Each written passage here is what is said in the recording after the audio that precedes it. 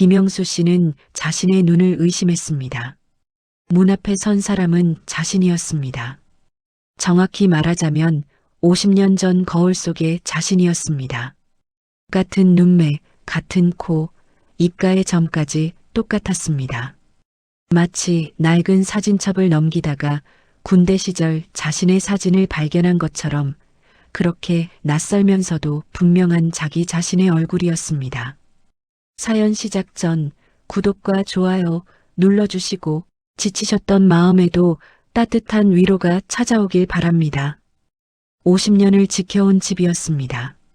벽에 배인 김치찌개 냄새, 복도 끝 형광등이 깜빡이는 소리, 손때 묵은 문손잡이까지 모든 것이 김영수 씨의 삶과 함께 늙어갔습니다. 은퇴 후 아내와 이혼하고 혼자 살게 된 지 10년째 그는 이 302호에서 홀로 세월을 보내고 있었습니다. 자식들은 각자의 삶을 살고 있었고 넓지 않은 이 집은 68살 노인에게는 너무 컸습니다. 그래서 결심했습니다. 집을 팔기로. 2024년 가을 단풍잎이 아스팔트 위로 떨어지던 그날도 평범한 하루였습니다. 아침 6시에 일어나 라디오 뉴스를 들으며 보리차를 끓이고 부동산에 전화를 걸었습니다. 네, 매물 내놓으시는 거죠? 컨디션 좋으시면 오늘 오후에 예약 손님 한 분 모시고 가겠습니다. 오후 4시 약속된 시간이었습니다. 이 집은 특별했습니다. 영수 씨가 어렸을 적부터 살았던 바로 그 집이었으니까요. 1960년대에 아버지가 이 아파트를 분양받으셨고 1998년 아버지가 돌아가신 후 영수 씨가 물려받았습니다. 어머니가 된장국을 끓이시던 부엌, 아버지와 장기를 두던 작은 거실, 여름밤 형과 나란히 누워 은하수를 세던 베란다. 68년의 인생에서 가장 순수했던 시간들이 이 좁은 공간 안에 아직도 숨쉬고 있는 것만 같았습니다. 영수 씨는 집안을 정리했습니다. 먼지를 닦고 창문을 열고 환기를 시켰습니다. 60을 넘기고 나니 이런 사소한 작업도 숨이 찼습니다. 하지만 마지막으로 이 집을 제대로 보여주고 싶었습니다. 딩동. 초인종 소리가 울렸습니다. 영수 씨는 현관으로 향했습니다. 문을 열기 전 잠시 망설였습니다. 이상한 예감이었습니다. 환갑을 넘기고 나니 이런 직감이 가끔 찾아왔습니다. 설명할 수 없지만 무언가 예사롭지 않다는 그런 느낌. 문을 열었습니다. 그리고 그 순간 김영수 씨는 자신의 눈을 의심했습니다. 문 앞에 선 사람은 자신이었습니다. 정확히 말하자면 50년 전 거울 속의 자신이었습니다. 같은 눈매, 같은 코, 입가의 점까지 똑같았습니다. 마치 낡은 사진첩을 넘기다가 군대 시절 자신의 사진을 발견한 것처럼 그렇게 낯설면서도 분명한 자기 자신의 얼굴이었습니다. 심장이 세게 뛰었습니다. 부동산 중개사가 밝게 말했습니다. 안녕하세요, 집주인 어르신. 제가 전화드렸던 김 대리입니다. 이쪽은 오늘 집 보러 오신 손님이시고요. 젊은이가 공손하게 인사했습니다. 안녕하세요. 김민준이라고 합니다. 그 목소리마저 낯익었습니다. 영수 씨가 젊었을 때 녹음기에 담았던 자신의 목소리처럼 약간 쉰 듯 하면서도 부드러운 음색. 아, 네. 저는 김영수입니다. 영수 씨의 목소리가 떨렸습니다. 환갑을 넘긴 나이에도 이렇게 당황스러운 순간이 있다는 게 신기했습니다. 민준이 명함을 건넸습니다. 그 손길에서 영수 씨는 또 한 번 놀랐습니다. 새끼손가락이 안쪽으로 약간 휘어진 모양까지 똑같았습니다. 태어날 때부터 그랬던 어머니가 복을 움켜쥐는 손가락이라고 하시던 바로 그 모양. 들어오세요. 영수 씨가 문을 열어주었습니다. 거실로 안내했을 때 민준의 발걸음이 멈췄습니다. 그는 주변을 천천히 둘러보았습니다. 마치 오래전 기억을 더듬는 사람처럼. 이상하네요. 민준이 중얼거렸습니다. 처음 오는 집인데 왠지 낯이 익는 것 같아요. 중개사가 웃으며 말했습니다. 이 아파트 구조가 다 비슷하잖아요. 다른 집에서 본 기억이 나시는 거 아닐까요? 하지만 민주는 고개를 저었습니다. 그는 거실 한쪽 벽을 바라보았습니다. 거기에는 낡은 흑백 사진 한 장이 액자에 담겨 걸려 있었습니다. 한복을 입은 부부와 두 아이가 찍힌 사진. 민준의 얼굴에서 혈색이 사라졌습니다. 저 사진은 영수 씨가 대답했습니다. 저희 증조할아버지 가족 사진입니다. 1940년대에 찍은 거고요. 그럼 증조할아버지 성함이 어떻게 되시나요? 민준의 목소리가 떨렸습니다. 김관식입니다. 할아버지는 김동진이시고 아버지는 김철수셨죠. 민준이 벽을 짚고 몸을 가누었습니다. 중개사가 놀라 다가왔습니다. 손님 괜찮으세요? 저도 같은 분들이 제 조상입니다. 민준의 고백이었습니다. 그 말과 함께 거실의 공기가 무거워졌습니다. 시계 초침 소리만이 이상하리만큼 크게 들렸습니다. 중개사가 어리둥절한 표정으로 두 사람을 번갈아 봤습니다. 그게 무슨 말씀이세요? 영수 씨는 소파를 가리켰습니다. 앉으시죠. 이야기를 해봐야 할 것 같습니다. 중개사는 난처한 표정으로 시계를 봤습니다. 저는 다음 약속이 있어서요. 두 분이 천천히 이야기 나누시는 게 나을 것 같은데 괜찮으시겠어요? 영수 씨가 고개를 끄덕였습니다. 네, 괜찮습니다. 중개사가 나가고 두 사람만 남았습니다. 침묵이 흘렀습니다. 영수 씨는 부엌으로 가서 물을 끓였습니다. 손이 떨렸습니다. 찻잔을 꺼내고 녹차를 우렸습니다. 어머니가 명절 때마다 끓여주시던 바로 그 녹차였습니다. 차를 가지고 거실로 돌아왔을 때 민주는 벽에 걸린 사진을 가만히 바라보고 있었습니다. 차 드세요. 감사합니다. 두 사람은 마주 앉았습니다. 따뜻한 녹차 향이 거실에 퍼졌습니다. 제가 먼저 말씀드려도 될까요? 민준이 조심스럽게 입을 열었습니다. 그러세요. 저는 부산에서 나고 자랐습니다. 서울에 직장을 구하게 돼서 집을 알아보던 중이었어요. 그런데 이 동네를 지나가다가 묘하게 마음이 끌리더라고요. 설명할 수 없는 느낌이었어요. 영수 씨는 찻잔을 들었습니다. 뜨거웠지만 마음을 가라앉히는데 도움이 됐습니다. 그래서 이 아파트를 보게 됐고 부동산에서 이 집이 매물로 나왔다고 해서 보러 왔습니다. 그런데 민준이 가방에서 오래된 사진 한 장을 꺼냈습니다. 이게 저희 집에 있던 사진이에요. 증조할아버지 가족 사진이라고 할머니에게 물려받았습니다. 영수 씨가 사진을 받아들었습니다. 심장이 멎는 것 같았습니다. 똑같은 사진이었습니다. 벽에 걸린 것보다 더 낡고 바래긴 했지만 분명히 같은 사진이었습니다. 같은 구도, 같은 사람들. 이게 저희 증조할아버지는 김동수라고 하십니다. 민준의 말에 영수 씨의 손이 떨렸습니다. 김동수? 그 이름을 듣는 순간 어머니의 목소리가 귓가에 맴돌았습니다. 제사를 지낼 때마다 어머니는 조용히 눈물을 흘리시며 말씀하셨습니다. 내 아버지에게 동생이 있었단다. 전쟁 때 피난길에서 헤어졌지. 겨우 5살이었는데. 영수 씨는 언제나 그 이야기를 전설처럼 들었습니다. 존재하지만 만날 수 없는 안개 속의 인물처럼. 작은 할아버지가 어딘가에 살아계실 거라는 희망과 이미 세상을 떠나셨을 거라는 체념 사이에서 가족들은 평생을 살아왔습니다. 혹시 영수 씨의 목소리가 잠겼습니다. 목구멍이 메었습니다. 환갑이 넘으면 눈물이 더 쉽게 나온다는 말이 사실이었습니다.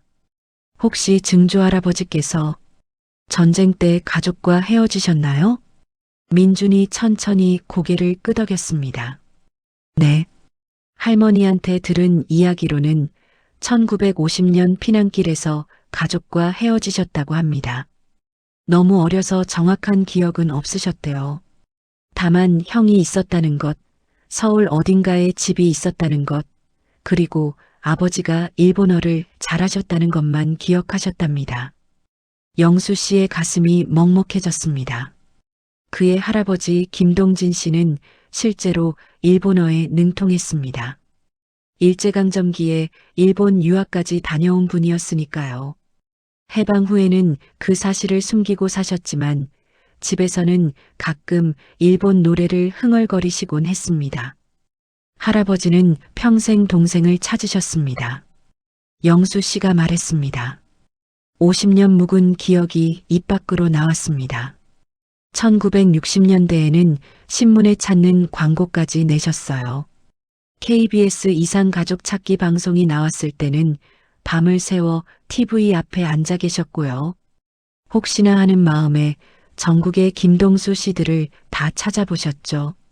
하지만 목소리가 끊어졌습니다. 1983년 6월 KBS에서 이상가족을 찾아주는 특별 생방송이 시작되었을 때를 기억합니다. 할아버지는 지푸라기라도 잡는 심정으로 신청서를 내셨습니다. 하지만 수십만 명의 신청자 속에서 그들의 이야기는 방송되지 못했습니다. 그해 11월 할아버지는 쓰러지셨습니다. 뇌졸중이었습니다. 병원 침대에서 의식이 돌아오셨을 때 가장 먼저 하신 말씀이 아직도 귓가에 생생합니다. 동수를 찾아야 하는데 할아버지는 1985년에 돌아가셨습니다. 영수 씨가 천천히 말을 이었습니다. 마지막까지 동생 이름을 부르셨어요. 제가 할아버지 손을 잡고 있었는데 마지막 순간에 제 손을 꽉 쥐시며 말씀하셨죠. 동수야, 형이 미안하다고. 민준의 눈가가 붉어졌습니다. 저희 증조할아버지도 2010년에 돌아가셨습니다. 마지막까지 형님을 찾으셨다고 합니다. 혼자 중얼거리시곤 했대요. 형님은 어디 계실까? 형님은 나를 기억하실까? 두 사람 사이에 깊은 침묵이 흘렀습니다. 창밖으로는 도시의 불빛이 반짝였습니다. 수많은 건물, 수많은 창문, 그 안에 사는 수많은 사람들, 각자의 사연을 품고 살아가는 삶들. 그 중에는 이렇게 찢어진 가족의 이야기도 있고 다시 만난 기적의 이야기도 있을 것입니다. 저는 이 집에서 태어나지는 않았지만 영수 씨가 천천히 말했습니다. 1965년부터 여기서 살았습니다. 할아버지가 이 아파트를 분양받으신 게 1965년이었거든요. 그전에는 한옥에서 살았어요. 마당에 우물이 있었죠. 민준이 눈을 크게 떴습니다. 우물이요? 네. 두레박으로 물을 길어 올렸어요. 여름에는 그 물에 수박을 담가두고. 맞아요. 민준이 흥분해서 말했습니다. 증조할아버지 일기장에 그런 내용이 있었어요. 우리 집 마당에는 우물이 있었다. 여름에 형님과 나는 우물가에서 놀았다고요. 영수 씨의 눈에서 눈물이 흘러내렸습니다. 68년을 살며 참 많이 울었습니다. 하지만 이렇게 가슴이 벅찬 눈물은 처음이었습니다. 그럼 정말 네. 민준도 눈물을 흘리며 말했습니다. 우리는 가족입니다. 두 사람은 한참을 그렇게 앉아서 울었습니다. 70년의 시간이 이 순간 하나로 모였습니다. 끊어진 줄 알았던 인연이, 잃어버린 줄 알았던 가족이 이렇게 다시 만났습니다. 밤이 깊어갔습니다. 영수 씨는 부엌으로 가서 간단한 저녁을 준비했습니다. 집 보러 오셨는데 이렇게 시간을 빼앗아서. 아니에요. 민준이 부엌 문 앞에 서서 말했습니다. 저도 이상하게 이 집이 편하네요. 처음 와본 곳인데 마치 어렸을 때 살았던 집 같은 느낌이에요. 영수 씨는 냉장고에서 김치를 꺼내고 된장찌개를 끓이기 시작했습니다. 50년 넘게 이 부엌에서 요리를 해왔습니다. 어머니가 서 계시던 자리에서, 아내가 서 있던 자리에서, 이제는 혼자 서 있습니다. 혹시 도와드릴까요? 괜찮아요. 곧 될 겁니다. 거실에서 편히 앉아 계세요. 하지만 민주는 부엌으로 들어왔습니다. 저도 혼자 살아서 요리는 할 줄 알아요. 같이 하면 더 빠를 거예요. 영수 씨는 미소 지었습니다. 그럼 저기 감자 좀 깎아줄래요? 네. 두 사람은 나란히 서서 저녁을 준비했습니다. 영수 씨는 두부를 썰고 민주는 감자 껍질을 벗겼습니다. 이상하게도 어색하지 않았습니다. 처음 만난 사람인데 마치 오래전부터 알고 지낸 것 같았습니다. 혹시 이 집을 꼭 파셔야 하세요? 민준이 조심스럽게 물었습니다. 영수 씨는 팔을 썰던 손을 멈췄습니다. 혼자 살기엔 너무 크고 관리하기도 힘들어서요. 나이가 드니까 작은 곳으로 옮기는 게 나을 것 같았어요. 그렇군요. 민주는 잠시 망설이다가 말했습니다. 사실 저는 이 집이 마음에 들었어요. 가격도 괜찮고 위치도 좋고 그런데 지금 이렇게 되니까 미안합니다. 이상한 상황이 되어버렸죠. 아니에요. 민준이 고개를 저었습니다. 오히려 운명 같아요. 제가 왜 이 동네에 끌렸는지, 왜 이 집을 보러 오게 됐는지 이제 알 것 같아요. 된장찌개가 끓기 시작했습니다. 구수한 냄새가 집안에 퍼졌습니다. 다 됐네요. 밥 먹읍시다. 식탁에 마주 앉았습니다. 간단한 상차림이었지만 따뜻했습니다. 된장찌개, 김치, 계란말이, 영수 씨가 수십 년간 혼자 해먹던 음식들이었습니다. 잘 먹겠습니다. 민준이 숟가락을 들었습니다. 한 숟가락 떠서 입에 넣었습니다. 맛있어요. 그래요? 다행이네요. 혹시 이 된장찌개 멸치 육수 쓰셨어요? 어떻게 알았어요? 민준이 웃었습니다. 저희 할머니도 항상 멸치 육수로 된장찌개를 끓이셨거든요. 증조 할아버지가 좋아하셨대요. 이 맛이 어렸을 때 먹던 맛이라고 하시면서요. 영수 씨의 가슴이 뜨거워졌습니다. 우리 어머니도 그러셨어요. 할아버지가 이 맛을 좋아하셨대요. 두 형제가 어렸을 적 함께 먹던 그 맛. 70년이 지난 지금도 그 맛은 후손들에게 전해지고 있었습니다. 밥을 먹으며 두 사람은 각자의 가족 이야기를 나눴습니다. 민주는 노트북을 꺼내 자료를 보여줬습니다. 가족관계 증명서, 낡은 문서들의 스캔본, 호적 등본. 증조 할아버지는 부산에서 발견되셨다고 합니다. 민준이 한 장의 사진을 보여줬습니다. 1955년 미군 부대 앞에서 찍은 것으로 보이는 사진. 어린 소년이 군복을 입은 미군 옆에 서 있었습니다. 그 소년의 눈빛에는 전쟁이 남긴 상처가 어려 있었습니다. 고아원에서 자라셨고 16살 때 양복점 견습공으로 들어가셨대요. 21살에 결혼하시고 아들을 낳으셨죠. 그분이 제 할아버지고요. 영수 씨는 사진을 들여다보았습니다. 오래된 흑백 사진이라 선명하지는 않았지만 소년의 옆모습에서 할아버지의 모습이 어렴풋이 보이는 것 같았습니다. 증조 할아버지는 평생 가족을 찾으려고 하셨답니다. 민준의 목소리가 낮아졌습니다.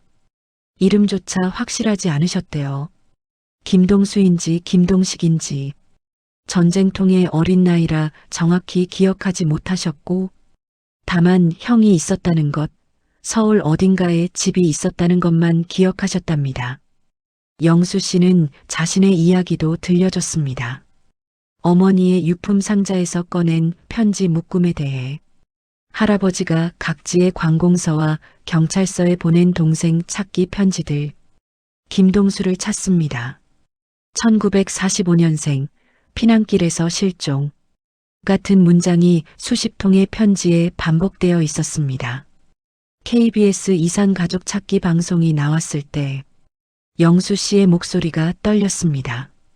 할아버지는 매일 밤 TV 앞에 앉아 계셨어요. 혹시나 동생이 나오지 않을까 하고요. 신청서도 냈지만 너무 많은 사람들이 신청해서 방송되지 못했어요. 그리고 그의 할아버지는 쓰러지셨어요. 민주는 조용히 눈물을 닦았습니다. 증조 할아버지도 그 방송을 보셨대요. 부산에서요. 혹시나 형님이 나오시지 않을까 하고. 하지만 끝내 만나지 못하셨죠. 두 사람은 한참을 침묵했습니다. 이렇게 가까운 곳에서 같은 방송을 보며 서로를 찾고 있었는데 단 한 번의 기회가 어긋나는 바람에 두 형제는 영원히 만나지 못했습니다. 제안이 있습니다. 영수 씨가 조심스럽게 말했습니다. 네, 이 집을 그냥 파는 게 아니라 당신에게 물려주고 싶습니다. 민준이 놀란 표정을 지었습니다. 그게 무슨, 우린 가족이잖아요. 할아버지의 형제가 찾지 못한 인연을 우리가 이어가는 거예요. 이 집은 할아버지 동진이 마련하신 집입니다. 그 동생 동수의 증손자인 당신이 이 집을 이어받는 게 맞는 것 같아요. 하지만 물론 정당한 가격을 받겠습니다. 저도 생활이 있으니까요. 다만 영수 씨가 미소 지었습니다. 가족이니까 조금 깎아드리죠. 그리고 당신이 이 집에서 산다면 가끔 놀러와도 되겠죠? 민준의 눈에서 눈물이 흘렀습니다. 정말 괜찮으세요? 괜찮아요. 아니, 그게 맞는 것 같아요. 이 집은 우리 가족의 집이니까. 민주는 한참을 말없이 앉아 있다가 천천히 고개를 끄덕였습니다. 감사합니다. 정말 뭐라 말씀드려야 할지 모르겠어요. 고맙긴요. 내가 고마운 걸요. 영수 씨가 민준의 손을 잡았습니다. 이 나이에 가족을 찾았으니까요. 혼자 늙어가는 줄 알았는데 이렇게 인연을 이어갈 수 있게 됐으니까요. 그날 밤 두 사람은 늦게까지 이야기를 나눴습니다. 영수 씨는 다락방에 보관해뒀던 오래된 앨범들을 꺼냈습니다. 1960년대부터 2000년대까지 시대가 변해가는 모습이 사진 속에 담겨 있었습니다. 이분이 할아버지 동진이에요. 흑백 사진 속 중년 남성이 엄숙한 표정으로 서 있었습니다. 1970년대 사진이었습니다. 양복을 입고 있었지만 눈빛에는 깊은 슬픔이 어려 있었습니다. 이분은 할머니고 여기 이 아이가 저예요. 7살 때 꼬마 영수가 짧은 교복 바지를 입고 카메라를 피하듯 서 있었습니다. 그리고 이게 영수 씨가 특별히 보관하던 사진 하나를 꺼냈습니다. 비닐 커버로 여러 겹 쌓여 있었습니다. 1940년대로 보이는 가족 사진이었습니다. 증조 할아버지 관식 어르신 가족 사진이에요. 당신이 가진 그 사진의 원본이죠.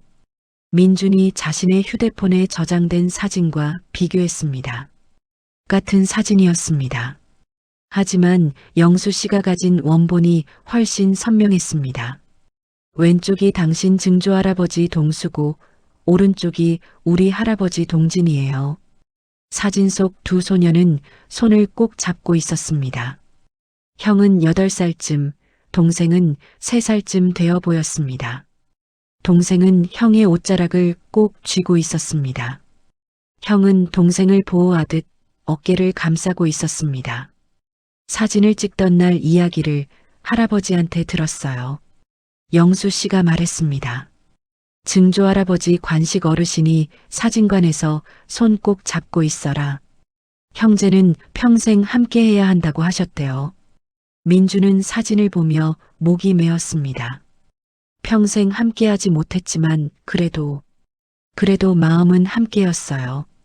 그리고 지금 우리가 이렇게 만났잖아요. 영수 씨가 민준의 어깨를 두드렸습니다. 두 분은 끝내 만나지 못했지만 우리는 만났어요. 그게 중요한 거예요. 그로부터 일주일 후 두 사람은 병원에 함께 갔습니다. DNA 검사를 하기 위해서였습니다. 꼭 필요할까요? 영수 씨가 물었습니다. 우린 이미 가족인데 확신하고 싶어요. 민준이 대답했습니다. 이게 정말 우연이 아니라 운명이었다는 걸. 그리고 증조 할아버지와 어르신의 할아버지가 정말 형제였다는 걸 과학적으로 증명하고 싶어요. 일주일 후 결과가 나왔습니다. 병원 상담실에서 의사가 서류를 펼쳐 보이며 설명했습니다. 두 분은 오총관계이십니다. Y염색체 분석 결과 같은 북의 혈통을 공유하고 계십니다. 증조 할아버지가 형제였을 가능성이 99.9%입니다. 숫자로 표현된 진실이었습니다. 영수 씨는 서류를 바라보았습니다. 그래프, 수치, 전문 용어들. 그 건조한 과학적 언어 속에 60년의 기다림이, 두 형제의 그리움이, 끝내 이루어지지 못한 재회의 꿈이 담겨 있었습니다. 감사합니다. 영수 씨가 말했습니다. 의사에게 하는 말인지, 하늘에 계신 할아버지에게 하는 말인지 스스로도 알 수 없었습니다. 병원을 나와 걷는 길, 늦가을 햇살이 따스했습니다. 민준 씨, 영수 씨가 걸음을 멈췄습니다. 네, 어르신. 이제 그냥 편하게 불러요. 우린 가족이니까. 나는 당신을 민준이라고 부를게요. 당신도 나를 영수 할아버지라고 불러주면 좋겠어요. 민준이 환하게 웃었습니다. 네, 영수 할아버지. 그래, 우리 민준이. 두 사람은 은행나무 아래를 지나갔습니다. 노란 은행잎이 바람에 날렸습니다.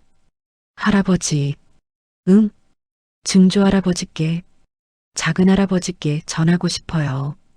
형님이 평생 당신을 찾으셨다고, 마지막 순간까지 당신 이름을 부르셨다고. 영수 씨의 눈시울이 붉어졌습니다. 나도 할아버지께 전하고 싶어. 동생이 혼자가 아니었다고. 형님을 그리워하며 살았다고. 그리고 결국 우리가 이렇게 만났다고. 두 사람은 한참을 그렇게 서 있었습니다. 그날 저녁 영수 씨는 민준을 302호로 다시 초대했습니다. 계약서 작성하러 오세요. 그리고 저녁도 같이 먹고요. 민준이 왔을 때는 해가 지고 있었습니다. 손에는 과일 바구니를 들고 있었습니다. 뭐 이런 걸 사왔어요. 괜히 돈 쓰게 해서. 가족인데요, 뭘. 두 사람은 계약서를 작성했습니다. 시세보다 조금 낮은 가격으로 합의했습니다. 영수 씨는 그 돈으로 근처 작은 오피스텔로 이사할 계획이었습니다. 제가 이사 비용 도와드릴게요. 아니야, 괜찮아. 할아버지, 저 이제 월급도 받고 있어요. 제가 할 수 있어요. 영수 씨는 민준의 고집을 꺾을 수 없었습니다. 저녁을 함께 먹으며 민준이 물었습니다. 할아버지는 혹시 후회하시는 게 있으세요?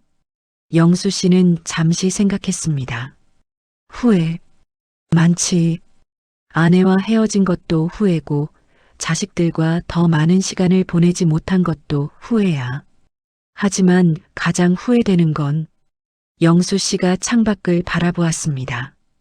할아버지가 살아계실 때 더 열심히 작은 할아버지를 찾아드리지 못한 거야.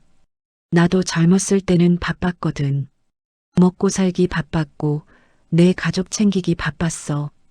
할아버지의 그 간절함을 진심으로 이해하지 못했지. 민준이 고개를 저었습니다. 할아버지 잘못이 아니에요. 누구도 예상할 수 없었던 일이고 시대가 그랬던 거죠. 그래도 만약 내가 조금만 더 일찍, 조금만 더 열심히 찾았더라면 두 분이 생전에 만나실 수 있지 않았을까? 하지만 지금 우리가 만났잖아요. 민준이 영수 씨의 손을 잡았습니다. 두 분이 못다한 이야기를 우리가 대신 나누는 거예요. 두 분의 그리움이 우리를 만나게 한 거고요. 영수 씨는 민준의 손을 꼭 쥐었습니다. 그날 밤 두 사람은 부산 여행 계획을 세웠습니다. 작은 할아버지가 계셨던 곳을 함께 가보고 싶어요. 민준의 제안이었습니다. 고아원터도 가보고 증조 할아버지 묘소도 가보고요.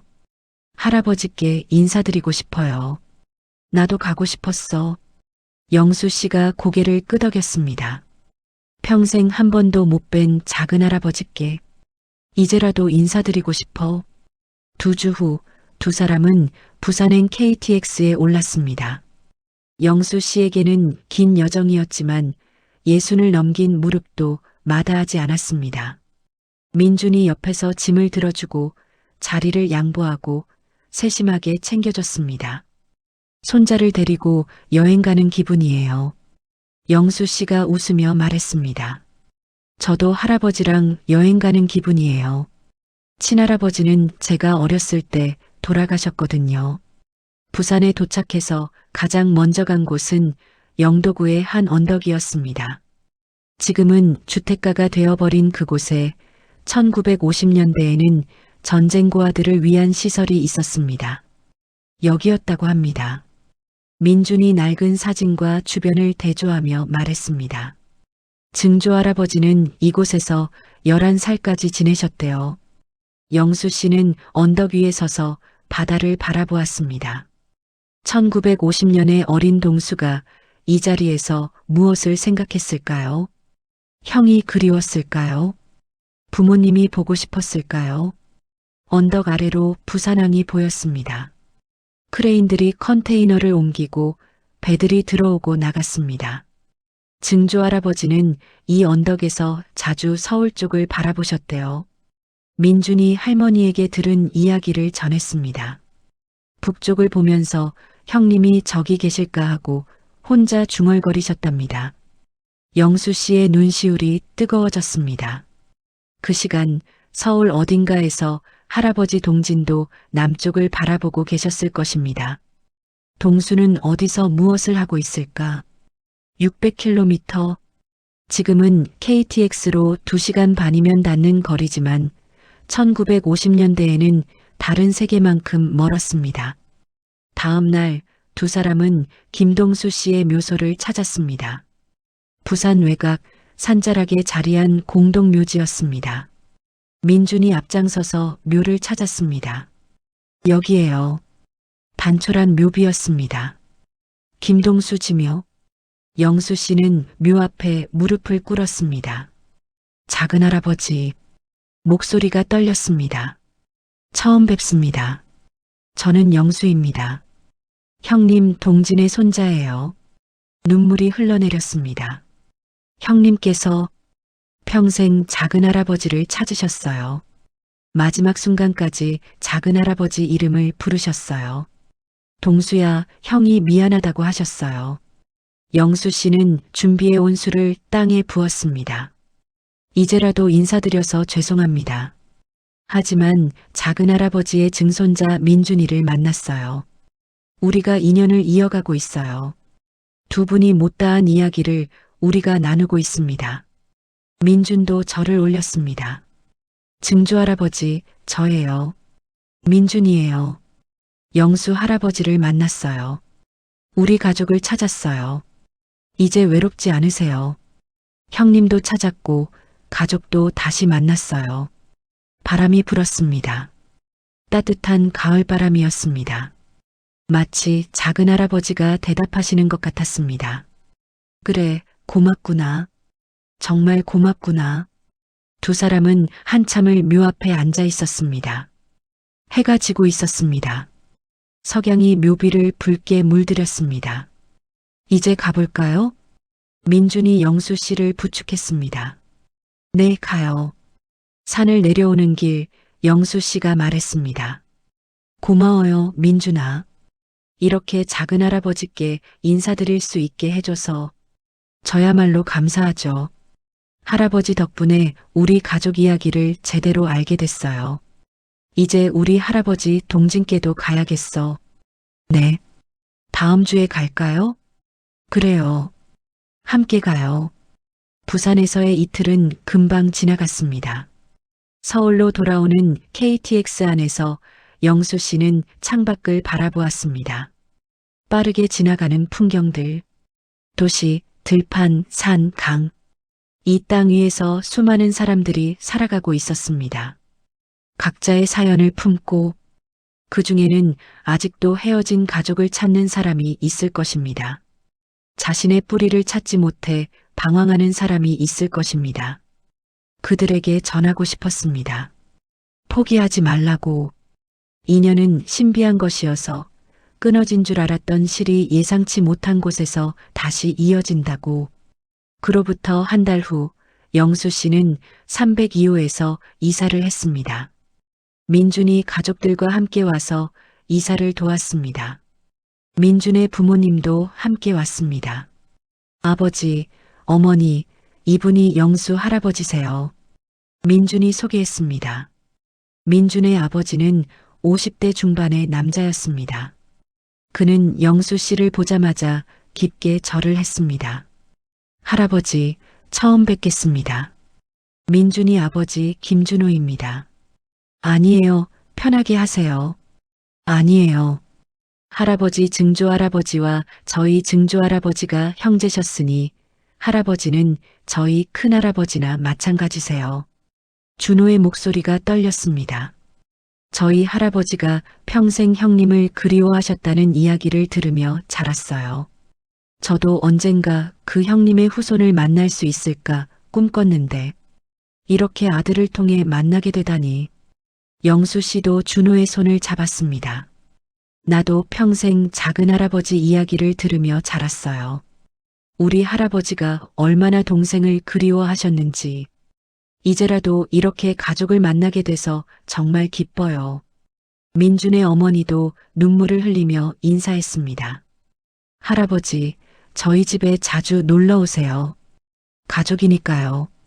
이사는 금방 끝났습니다. 영수 씨의 짐은 많지 않았습니다. 평생을 살아온 흔적치고는 너무 가벼웠습니다. 하지만 그게 인생이었습니다.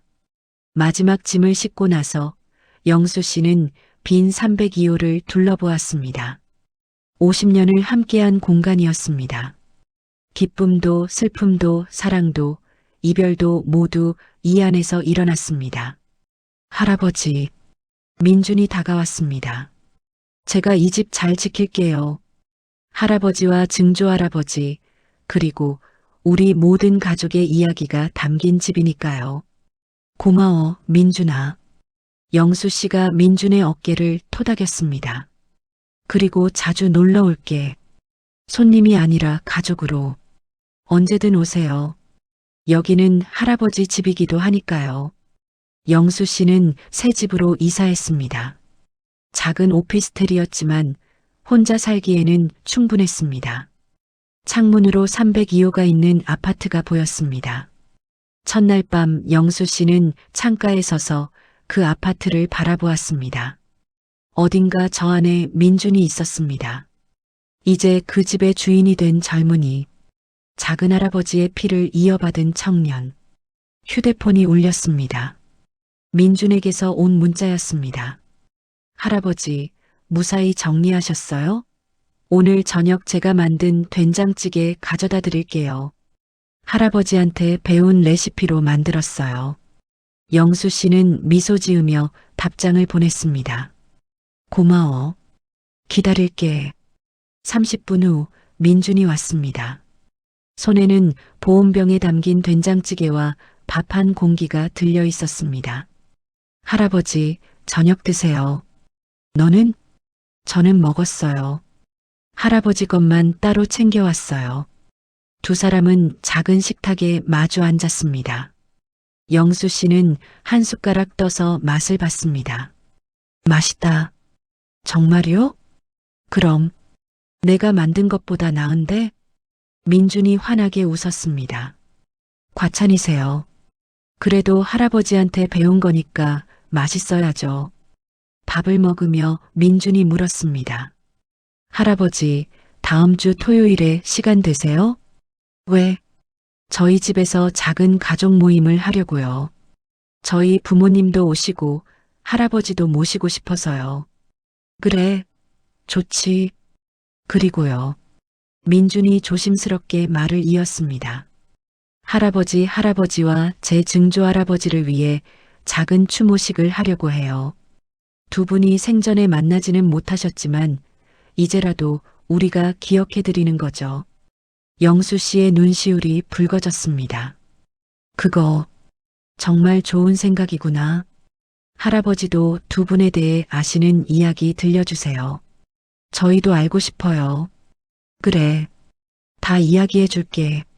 민준이 돌아간 후 영수 씨는 오랜만에 일기를 썼습니다. 2024년 11월 15일. 오늘 새 집으로 이사했다. 50년을 살던 302호를 떠났다. 하지만 슬프지 않다. 그 집은 이제 민준이가 지킬 것이다. 작은 할아버지의 피를 이은 청년이 할아버지와 작은 할아버지는 평생 만나지 못했지만 우리가 만났다. 그것만으로도 충분하다. 아니, 충분한 게 아니라 기적이다. 68년을 살아오며 이런 선물을 받을 줄은 몰랐다. 새로운 가족을, 이어진 인연을, 그리고 무엇보다 인생은 아직 끝나지 않았다는 희망을. 일기장을 덮고 영수 씨는 창밖을 바라보았습니다. 별이 빛나고 있었습니다. 저 별 중 하나에 할아버지가 계실까요? 작은 할아버지도 함께 계실까요? 두 형제가 이제는 함께 있기를 바랐습니다. 그리고 지상에서는 그들의 후손이 그 인연을 이어가고 있습니다. 영수 씨는 잠자리에 들었습니다. 편안한 잠이 찾아왔습니다. 꿈속에서 그는 젊었습니다. 302호의 거실에 서 있었습니다. 1960년대의 그 집. 어머니가 부엌에서 요리를 하고 할아버지가 신문을 읽고 있었습니다. 그리고 문이 열렸습니다. 어린 소년 하나가 들어왔습니다. 형님. 소년이 환하게 웃으며 달려왔습니다. 할아버지 동진이 소년을 안아 올렸습니다. 눈물을 흘리며 꼭 껴안았습니다. 동수야, 동수야, 어디 갔었니? 형님, 보고 싶었어요. 형도 너무 보고 싶었어. 온 가족이 모였습니다.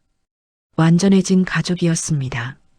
그리고 그 가운데 영수와 민준이 서 있었습니다. 두 형제가 그들을 바라보며 미소 지었습니다. 고맙다. 그들이 말했습니다.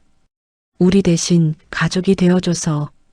영수와 민준이 고개를 끄덕였습니다. 약속할게요.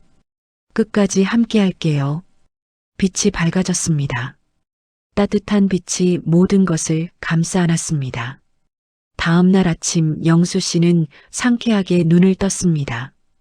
휴대폰을 확인하니 민준에게서 메시지가 와 있었습니다. 할아버지, 잘 주무셨어요? 오늘 날씨 좋네요. 점심에 뵐까요? 제가 할아버지 집 근처 식당 예약할게요. 영수 씨는 미소 지으며 답장을 보냈습니다. 그래, 좋아. 뭐 먹을까? 할아버지 좋아하시는 거 먹어요.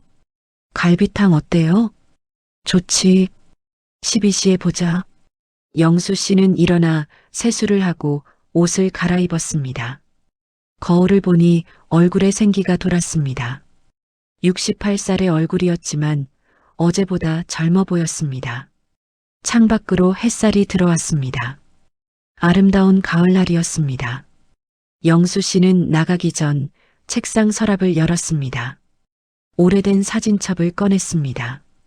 할아버지 동진의 사진, 증조 할아버지 관식의 사진, 그리고 그 유명한 두 형제의 사진, 손을 꼭 잡고 있는 어린 동진과 동수. 할아버지, 영수 씨가 조용히 말했습니다. 이제 편히 쉬세요. 동수 작은 할아버지도 찾았고 우리가 인연을 이어가고 있으니까요. 걱정 마세요. 우리는 끝까지 가족으로 살 거예요. 사진 속 할아버지가 미소 짓는 것 같았습니다. 점심시간 약속한 식당에서 민준을 만났습니다. 할아버지, 민준이 반갑게 손을 흔들었습니다. 그 옆에는 예쁜 여자가 서 있었습니다. 할아버지, 소개할 사람이 있어요. 제 여자친구 수진이에요. 안녕하세요. 처음 뵙겠습니다. 수진이 공손하게 인사했습니다. 아이고, 예쁘네요. 민준이가 복이 많구만. 할아버지, 수진이한테 우리 가족 이야기 다 했어요. 정말 신기하다고 하더라고요. 정말 드라마 같은 이야기예요. 수진이 눈을 빛내며 말했습니다. 이렇게 우연히 만나시다니. 운명이에요, 운명. 세 사람은 식당에 앉아 갈비탕을 시켰습니다. 따뜻한 국물이 속을 데웠습니다. 민준과 수진은 다정하게 대화를 나눴고 영수 씨는 그 모습을 흐뭇하게 바라봤습니다. 할아버지, 민준이 조심스럽게 말했습니다. 저희가 내년 봄에 결혼하기로 했어요. 그래, 축하한다. 영수 씨가 진심으로 기뻐했습니다. 그런데 하객 명단에 할아버지를 가족석에 앉히려고 하는데 괜찮으세요? 가족석? 네. 할아버지는 저희 가족이시니까요. 친할아버지 자리에 앉아주시면 안 될까요? 영수 씨의 눈에 눈물이 고였습니다. 내가 거기 앉아도 돼? 당연하죠. 할아버지는 제 진짜 할아버지세요. 혈연으로도 마음으로도. 수진도 고개를 끄덕였습니다. 할아버지, 저도 할아버지를 제 할아버지라고 부르고 싶어요. 민준이가 할아버지 이야기를 정말 많이 해줬거든요. 영수 씨는 손으로 눈가를 닦았습니다. 고맙습니다. 정말 이렇게 가족이 늘어나다니. 할아버지도 늘 건강하세요. 앞으로 좋은 일 많이 생길 거예요. 민준이 할아버지의 손을 잡았습니다.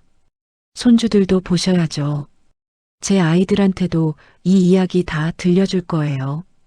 증조할아버지 동진과 작은 증조할아버지 동수의 이야기. 그리고 우리가 어떻게 다시 만났는지. 영수 씨는 그 손을 꼭 쥐었습니다. 미래가 보였습니다. 민준의 결혼식, 그리고 언젠가 태어날 아기. 그 아기에게 들려줄 이야기들. 가족의 역사, 끊어지지 않는 인연. 민준아, 내 할아버지. 나한테 시간이 얼마나 남았을지 모르지만. 할아버지. 민준의 표정이 어두워졌습니다. 아니야, 슬퍼할 것 없어. 누구나 가는 길이잖니. 다만 그 전까지는 최선을 다해 살고 싶어. 너희와 함께 우리 가족 이야기를 이어가면서. 저도 그러고 싶어요. 할아버지랑 오래오래 함께하고 싶어요. 그래, 우리 오래 함께하자. 식사를 마치고 나오는 길, 영수 씨는 두 젊은이의 뒷모습을 바라봤습니다. 손을 꼭 잡고 걷는 그들, 미래를 향해 걸어가는 그들. 자신도 젊었을 때 저랬었지요. 설레는 마음으로 사랑하는 사람과 손을 잡고 걸었었지요. 그 시절이 아득히 멀게 느껴졌지만 동시에 어제 일처럼 생생했습니다. 할아버지, 같이 가실래요? 302호에 들러서 차라도 마시고 가세요. 그래, 좋지. 세 사람은 함께 302호로 향했습니다. 문을 열고 들어섰을 때 영수 씨는 새삼 놀랐습니다. 민준이 벌써 집을 정리해놨습니다. 짐을 풀고 가구를 배치하고 벽에는 가족 사진들을 걸어놨습니다. 그 중심에는 두 형제의 사진이 있었습니다. 손을 꼭 잡고 있는 동진과 동수, 그리고 그 옆에는 영수 씨의 젊은 시절 사진과 민준의 사진도 나란히 걸려 있었습니다. 이렇게 하니까 정말 가족 같지 않아요? 민준이 자랑스럽게 말했습니다. 할아버지도 이 집의 일부예요. 언제든 돌아올 수 있는 곳이고요. 영수 씨는 사진들을 바라보며 가슴이 벅찼습니다. 4세대가 이렇게 모여 있었습니다. 증조할아버지 관식, 할아버지 동진과 작은할아버지 동수, 그리고 영수와 민준. 끊어질 뻔했던 인연이 이렇게 이어졌습니다. 민준아. 네. 고맙다. 우리 가족을 이렇게 소중히 여겨줘서 제가 더 감사하죠. 할아버지 덕분에 제 뿌리를 찾았어요. 제가 누구인지 어디서 왔는지 알게 됐어요. 수진이 차를 끓여왔습니다. 세 사람은 거실에 둘러앉아 차를 마셨습니다. 창밖으로 석양이 지고 있었습니다. 영수 씨는 이 순간을 기억하고 싶었습니다. 따뜻한 차 한 잔, 사랑하는 사람들과의 시간, 그리고 가슴을 채우는 행복감. 68년을 살아오며 이런 순간이 얼마나 귀한지 알게 됐습니다. 다음 주 토요일에 가족 모임한다고 했죠? 영수 씨가 물었습니다. 네. 할아버지 오시죠? 당연히 가야지. 우리 할아버지 동진과 작은할아버지 동수를 위한 자리인데. 그때 뵐게요. 저희 부모님도 정말 기대하고 계세요. 해가 완전히 지고 영수 씨는 자리에서 일어났습니다. 이제 가봐야겠구나. 제가 바래다 드릴게요. 아니야, 괜찮아. 가까운데 뭐. 너희는 저녁 준비해. 현관까지 배웅을 받고 영수 씨는 엘리베이터에 올랐습니다. 내려가며 거울에 비친 자신의 얼굴을 봤습니다. 주름진 얼굴, 백발, 허리 굽은 자세. 늙었습니다. 하지만 눈빛만은 젊었습니다. 희망이 있었습니다. 집에 도착해서도 영수 씨의 발걸음은 가벼웠습니다. 저녁을 간단히 먹고 소파에 앉아 TV를 켰습니다. 뉴스가 나왔습니다. 세상은 여전히 복잡했지만 영수 씨의 마음은 평화로웠습니다. 휴대폰이 울렸습니다. 아들에게서 온 전화였습니다. 아버지, 저예요. 그래, 무슨 일이니? 그냥 안부 여쭈려고요. 요즘 어떻게 지내세요? 영수 씨는 잠시 망설이다가 말했습니다. 사실 최근에 신기한 일이 있었어. 그리고 민준과의 만남, 두 집안이 사촌 관계였다는 것, 302호를 민준에게 넘긴 이야기를 다 들려줬습니다. 전화 저편에서 아들이 놀라는 소리가 들렸습니다. 그게 정말이에요? 응. DNA 검사까지 했어. 우리 할아버지와 그 집 증조할아버지가 형제였어. 대단하다. 그런 일이 실제로 일어나다니. 그래서 다음 주 토요일에 가족 모임이 있어. 너도 올래? 너도 우리 가족 이야기 알아야 하잖니. 한참의 침묵 후 아들이 대답했습니다. 갈게요, 아버지. 꼭 갈게요. 그래. 기다릴게. 전화를 끊고 영수 씨는 미소 지었습니다. 오랜만에 아들과 제대로 된 대화를 나눴습니다. 이혼 후 자식들과 멀어졌었는데 이제 다시 가까워질 수 있을 것 같았습니다. 민준이 준 선물은 새로운 가족만이 아니었습니다. 잃어버렸던 가족과의 관계도 다시 이어주고 있었습니다. 토요일이 왔습니다. 민준의 부모님 집에서 가족 모임이 열렸습니다. 영수 씨가 도착했을 때 벌써 많은 사람들이 모여 있었습니다. 민준의 가족들, 그리고 영수 씨의 아들과 딸도 와 있었습니다. 아버지, 딸이 달려와 안겼습니다. 미안해요, 아버지. 그동안 자주 못 찾아뵈서. 괜찮아. 다들 바쁘잖니. 민준 씨한테 이야기 다 들었어요. 정말 놀라웠어요. 우리 가족에게 이런 일이 있었다니. 거실 중앙에는 작은 제상이 차려져 있었습니다. 김관식, 김동진, 김동수. 세 분의 사진이 놓여 있었습니다. 민준이 앞으로 나와 절을 올렸습니다. 증조할아버지 관식, 증조할아버지 동진, 증조할아버지 동수. 오늘 후손들이 모두 모였습니다. 70년 만에 두 형제의 자손들이 함께 모였습니다. 영수 씨도 앞으로 나가 절을 올렸습니다. 할아버지, 작은할아버지, 이제야 인사드립니다. 늦었지만 우리가 만났습니다. 할아버지의 손자와 작은 할아버지의 증손자가 가족이 되었습니다. 모든 사람들이 차례로 절을 올렸습니다. 영수 씨의 자녀들도 민준의 가족들도 그 순간 거실은 숙연해졌습니다. 마치 하늘에서 두 형제가 내려다보며 미소 짓고 있는 것 같았습니다. 제사를 마치고 다 같이 식사를 했습니다. 민준의 어머니가 정성스럽게 준비한 음식들이 상에 가득했습니다. 전, 갈비찜, 잡채, 나물들. 어머니, 이거 멸치 육수 쓰셨어요? 영수 씨가 물었습니다. 네, 어떻게 하셨어요? 우리 어머니도 항상 이렇게 하셨거든요. 역시 같은 가문이에요. 사람들이 웃었습니다. 식사를 하며 사람들은 각자의 이야기를 나눴습니다. 영수 씨는 할아버지 동진에 대한 이야기를, 민준의 아버지는 증조할아버지 동수에 대한 이야기를 들려줬습니다. 증조할아버지는 평생 검소하게 사셨어요. 양복점을 하시면서 많은 돈을 버셨지만 항상 검소하게 사셨죠. 그런데 한 가지만큼은 아끼지 않으셨어요.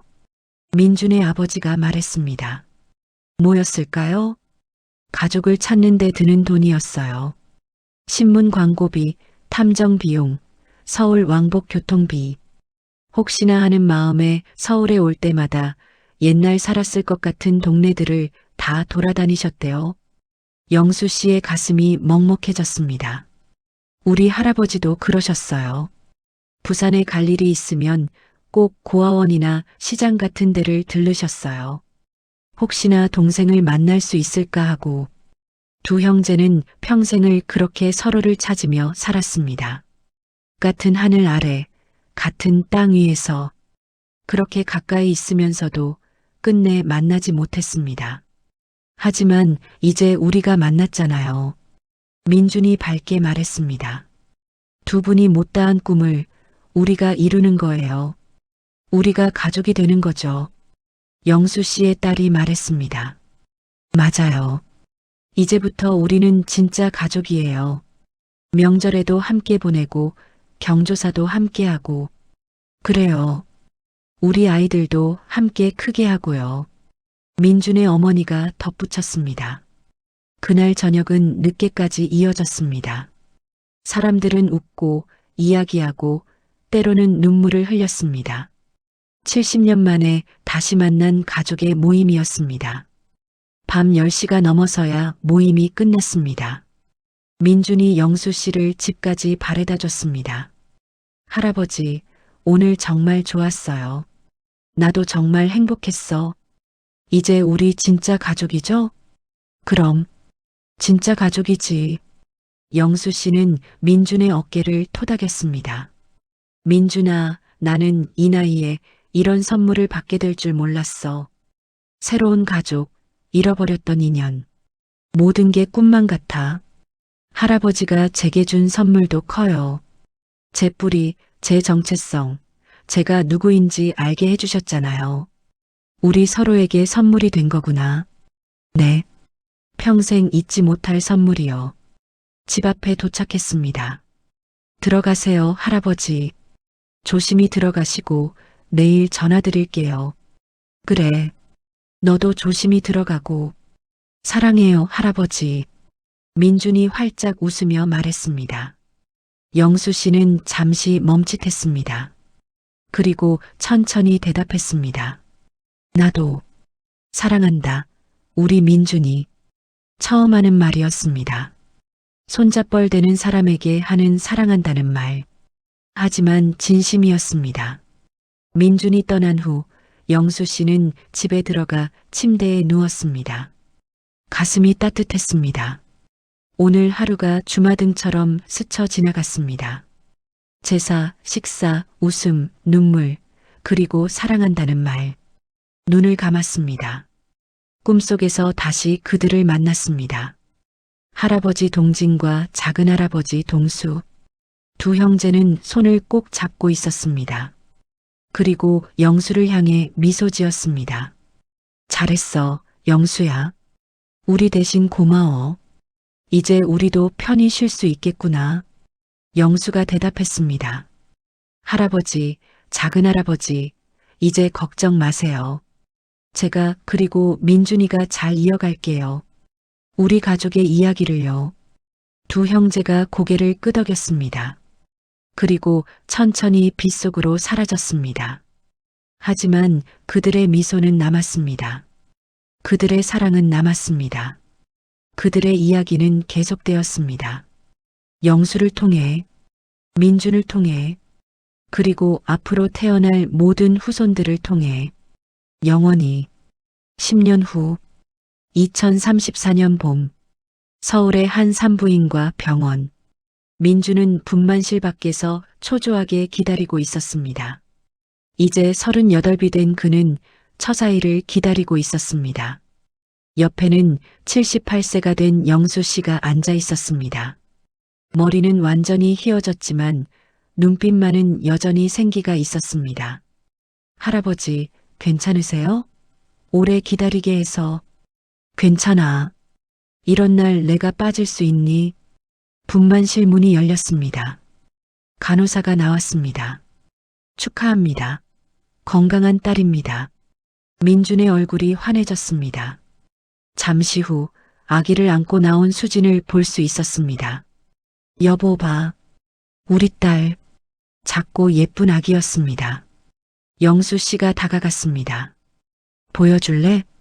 수진이 조심스럽게 아기를 건넸습니다. 영수 씨는 78년 인생에서 처음으로 증손녀를 안았습니다. 아기는 작고 따뜻했습니다. 할아버지, 이름 지어주실래요? 민준이 조심스럽게 물었습니다. 내가? 네. 할아버지가 지어주시면 의미가 있을 것 같아요. 영수 씨는 한참을 생각했습니다. 그리고 천천히 말했습니다.